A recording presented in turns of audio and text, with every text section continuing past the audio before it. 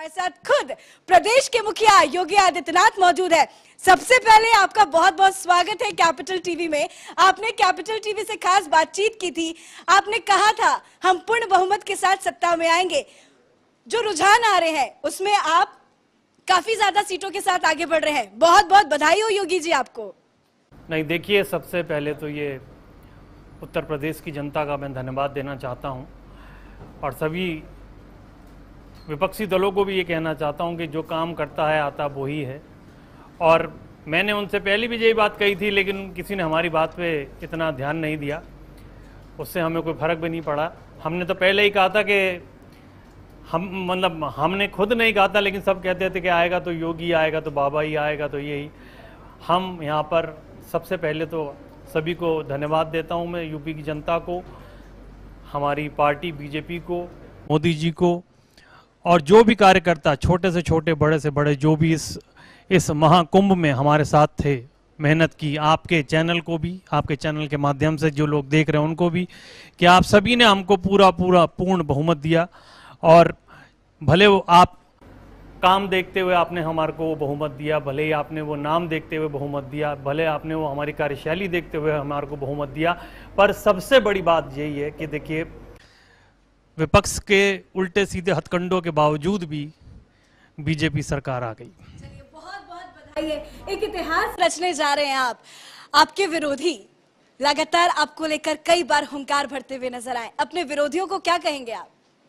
उन सबसे मैं यही कहूंगा कि मित्रवर, देखिए, ऐसा है कि इसमें कोई गणित नहीं है। मैं सिर्फ एक ही बात है कि अगर आप काम करेंगे तो जनता का प्रेम, स्नेह और जनता आपको सराखों पे रखेगी, और अगर आप नहीं करेंगे, सिर्फ फाइलों में काम कंप्लीट होते रहेंगे, पूर्ण होते रहेंगे, तो उसका कोई फायदा आपको मिलने वाला है नहीं। अभी भी अगर आपके पास जब सत्ता थी तब आपने उसका दुरुपयोग किया। आपने जो पैसा आपको देश की, प्रदेश की खुशहाली के लिए दिया गया था, प्रदेश के लिए दिया गया था, आपने नहीं लगाया। पर जो हमारे को पैसा मिला तो हमने उस चीज़ को, उस पैसे को सही तरीके से, सही दिशा दे करके हमने लगाया। और देखिए, उसका जो क्या कहते हैं रिजल्ट है आप सबके सामने है, और हमारा जो रिजल्ट है वो आपके सामने है। योगी जी, आपने कहा था कि आपने बुलडोजर मरम्मत के लिए भेज दिए हैं। अब बताइए, तारीख भी आ गई है, जीत भी होती नजर आ रही है, बुलडोजर चलेगा क्या? देखिए, बुलडोजर तो रुकने वाला है नहीं, हम पहले बता दें। हमने तो उनसे पहले ही कह दी थी कि आप चाहे 400 उछल लें, 300 बोल दें उछल उछल के कि हमारी इतनी सीटें आएंगी, लेकिन हम जो बात हमारे को पता है, आपको पता है, पूरे भारतवर्ष को पता है कि जिस व्यक्ति ने इस सबसे बड़ी पार्टी बीजेपी पार्टी को यहाँ तक लेकर के आए हैं, बच्चे फंसे हुए हैं कहीं पे, वहाँ से उनको निकाल करके लेकर के आए हैं, तो वो आदमी सोच रहा है तो उसके बारे में लोग सोचेंगे। अब हम सोचेंगे उनके बारे में जिन्होंने हमसे विपक्षियों ने गलत बात की है। और हमारा बुलडोजर कल रात को आपके बता देंगे, बिल्कुल सब रेडी है, बिल्कुल तैयार हैं। अब बस थोड़ा सा जीत का जो भी हमारी पार्टी का जश्न है वो होगा, उसके बाद फिर ये सब चीज़ें जो हैं दोबारा पुनः शुरू हो जाएंगी। बुलडोजर की चाबी किसके पास है ये तो बता दीजिए, मोदी जी के पास या आपके पास? देखिए जी, बुलडोजर की चाबी बीजेपी के पास है।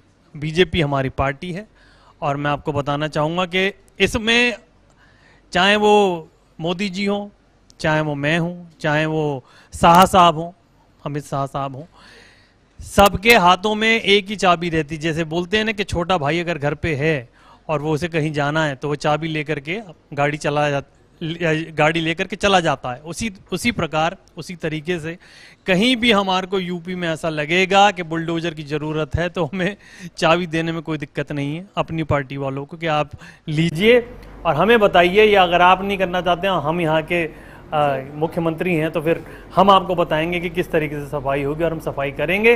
और ये अब बुलडोजर जो अब रुकेगा नहीं, रुकने का नाम नहीं लेगा है, और आप लोगों के स्नेह से, प्यार से, आशीर्वाद से हम इसको आगे बढ़ाएंगे। और मैं यहाँ की जनता से एक बात और कहना चाहूँगा कि एक बहुत पुराना भजन है जो कि हमें बहुत पसंद है, कि अब सौंप दिया इस जीवन का सब भार तुम्हारे हाथों में है, जीत तुम्हारे हाथों में और हार तुम्हारे हाथों में, मेरा निश्चय बस एक यही, एक बार तुम्हें पा जाऊं मैं, कर दूं दुनिया भर का सब भार तुम्हारे हाथों में है, जीत तुम्हारे हाथों में और हार तुम्हारे हाथों में। तो देवी जी देखिए, अब ये है कि सब कुछ उनके हाथों में ही था और उन्होंने ही हमको अपने हाथों से ये कमल खिलाया है। तो अब ये हमारा दायित्व बनता है कि हम उनको भी वही दें, एक अच्छा शासन, एक अच्छे लोग जो साफ सफाई से रहना पसंद करते हैं, गुंडागर्दी से दूर रहना पसंद करते हैं, गंदे लोगों से दूर रहना पसंद करते हैं, गंदे विपक्षियों से दूर रहना पसंद करते हैं, तो उस तरीके की सरकार हमारा नियंत्रण में रहेगी और उसी तरीके से हमेशा, जिसे बोलते हैं आपकी जुबान में क्या कहते हैं, ट्राई करती रहेगी। चलिए अब विपक्षियों की बात कर लेते हैं। अखिलेश यादव ने तो जीत के कई वादे किए, वो वादे तो फेल होते हुए नजर आए। अब उनके तरफ से बधाई का इंतजार कर रहे हैं या नहीं आप?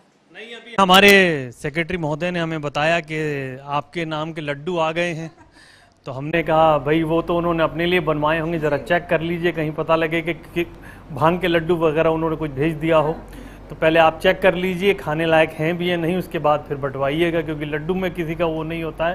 एक जिसे बोलते हैं कि अगर कोई हार गया है, तो मैं किसी को ये नहीं कहता हूँ किसी को नीचे दिखाना हमारी पार्टी का या हमारा कभी भी ध्येय नहीं रहा। हमारा हमेशा ऐसे ही रहा कि हम खुद अच्छा काम करें और दूसरों को प्रेरित करें कि वो भी अच्छा काम करें और आगे बढ़ें। अखिलेश की हार पे क्या कहेंगे आप? देखिए, जब एक मेंढक जो है, जो फुदकता है, उसको ये नहीं पता है कि अब ना तो अब्बा जान की सरकार है, ना चचा जान के पानी है, ना मिट्टी उसकी खुद की है और ना ही लोग उसके जाने पहचाने हैं, तो उसको फुदकना नहीं चाहिए।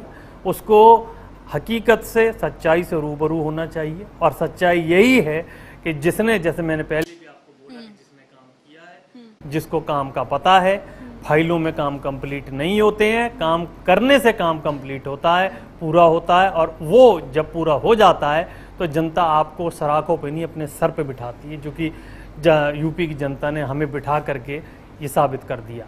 आप सबसे बड़े प्रदेश उत्तर प्रदेश की मुख्यमंत्री की कुर्सी में एक बार फिर से विराजमान होने जा रहे हैं, कैसा लग रहा है आपको?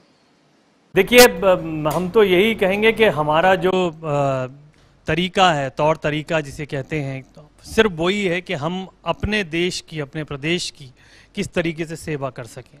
हमें पहले मौका मिला, हमने पहले सेवा की, अब फिर से हमारे को ये उत्तरदायित्व मिला है, तो हम पूरी कोशिश करेंगे कि क्यों ना हम उसको और बेहतरी पर डालें, आगे और लोगों के लिए, यूपी के लिए एक ऐसा माहौल बनाएं कि जिसके अंदर बहू बेटियां आसानी से रोड पर निकल पाएं, जो और लोग हैं जिसे बोलते हैं जो गलत गतिविधियां फैलाते हैं उनको रोका जाए, भले ही बुलडोजर से, भले हाथों से, भले किसी और चीज़ से उन्हें रोका जाए, ताकि उनके मन में वो डर हो। जब तक डर नहीं होगा तब तक वो कुछ भी असामाजिक चीज़ें करते रहेंगे और हमारे को नुकसान पहुंचाते रहेंगे। तो मेरा दायित्व और बढ़ गया है और मैं आशा करता हूं कि मैं आप सभी के उस दायित्व का भार मतलब अपने ऊपर भी ले पाऊं और उस भार से मैं और निखर करके आऊं, आपके लिए और कुछ अच्छा कर पाऊं। दीदी और प्रियंका दीदी भी आपके खिलाफ उन्होंने खूब हुंकार भरे, वो तो कहीं नजर नहीं आई, उनको लेके क्या कहेंगे? देखिए, कुछ चीजें जब खत्म हो जाती हैं उनकी, जो जैसे बोलते हैं कि एक दवाई है, दवाई के ऊपर लिखा होता है कि एक्सपायरी डेट, एक्सपायरी डेट के बाद वो चलती नहीं है। आप कुछ भी, कितना भी जोर लगा लें, कुछ भी कर लें, आप एक्सपायरी डेट फाड़ दें, लेकिन जिसको बुखार हो रहा है उसको अगर वो दवाई खिला दी वो असर करेगी ही नहीं। क्यों? क्योंकि वो एक्सपायरी डेट की है। तो यहाँ पर वही सब चीज़ें हैं कि सबको पता है कि जिनका वक्त जा चुका है, जिनके पास सत्ताएं थीं, जिनके पास शक्ति थी, जिन्होंने तब कुछ नहीं किया, वो अब क्या कर लेंगे। तो बस इसी तरीके से वो लोग चलते हैं कि विपक्ष के ऊपर उन्होंने गंदे गंदे आरोप लगाने हैं, गलत गलत बातें करनी है, गलत गलत टिप्पणियां करनी है, तो वो अपना काम करते रहेंगे, हम अपना काम करते रहेंगे। तो अब ईवीएम के ऊपर भी लग रहा है, अखिलेश यादव के लिए ईवीएम बेवफा हो गया है, इस पे क्या कहेंगे? उनके लिए तो उनकी भाभी भी बेवफा हो गई हैं, उनके चाचा भी बेवफा हो गए, उनके मौसा भी बेवफा हो गए, उनके अब्बाजान भी बेवफा हो गए, आजम खान भी बेवफा हो गए, सब ही बेवफा हो गए उनके लिए। कोई ये नहीं समझ रहा है कि तुम सब गलत हो, मैं सही हूं। नहीं, तुम ही गलत हो, इस वजह से सब गलत हुए हैं। अगर तुम सही होते तो और जो लोग हैं, विपक्ष किस लिए होता है? विपक्ष इसलिए होता है कि आप अगर कुछ गलती करते हैं तो आपकी गलती को पकड़ के उसको समझाता है, बताता है कि इसमें थोड़ा ये संशोधन कर दीजिए, ये कर दीजिए, ऐसे कर दीजिए, वैसे कर दीजिए। पर आपने ना अपनी सुनी, ना अपनों की सुनी, ना विपक्ष की सुनी, तो फिर तो क्या लगता है आपको अखिलेश यादव क्यों हार गए? Over confidence. देखिए, जब ओवर कॉन्फिडेंट तो आप भी कई बार नजर आए।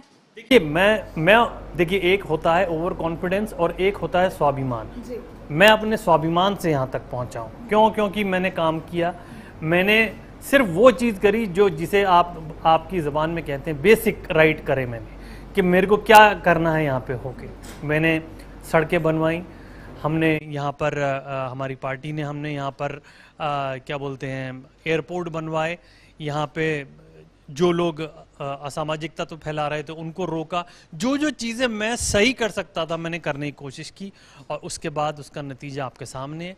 और वो इसलिए हारे क्योंकि उनको सिर्फ ये था कि मैं एक बार सत्ता में आ जाऊं तो मैं ये करूंगा, और हमें ये था कि हम आ गए हैं तो अब हमें काम करना है, सत्ता में हम अपने आप आ ही जाएंगे। चलिए, बहुत बहुत बधाई आपको। 5 साल तक सत्ता की चाबी आपके पास है, लेकिन कुछ लोगों को डर इस बात का है कि बुलडोजर की चाबी आपके पास है। अब देखिए, अब ये डर बना रहे तो बहुत ही बढ़िया है, क्योंकि कभी कभी कहते हैं ना कि डर से ज़्यादा मतलब कार्य करने से ज़्यादा डर महत्वपूर्ण रहता है, कि उस डर के कारण ही लोग उल्टे सीधे तथ्यों में नहीं पड़ते हैं, ना ऐसा कोई काम करते हैं। तो मुझे तो अच्छा लगेगा कि अगर वो डर के रहेंगे तो ज़्यादा बेहतर है उनके लिए। जी, बहुत बहुत शुक्रिया कैपिटल टीवी से खास बातचीत के लिए। जाते जाते हमारे दर्शकों को क्या कहेंगे अपनी जीत की खुशी को लेकर? देखिए, मैंने तो आपको सब कुछ ही सौंप दिया, उत्तर प्रदेश की जनता को, पूरे भारतवर्ष को, कि जिन्होंने हमारे को इतना स्नेह, इतना प्यार, इतना लगाव, इतना जिसे कहना चाहिए दायित्व दिया है हमको। तो मैं तो उन्हें ये बोलूँगा कि मैं एक बार फिर से, आपने मुझे मौका दिया है उत्तर प्रदेश की सेवा करने का, तो मैं आपका वो विश्वास नहीं तोड़ूंगा। और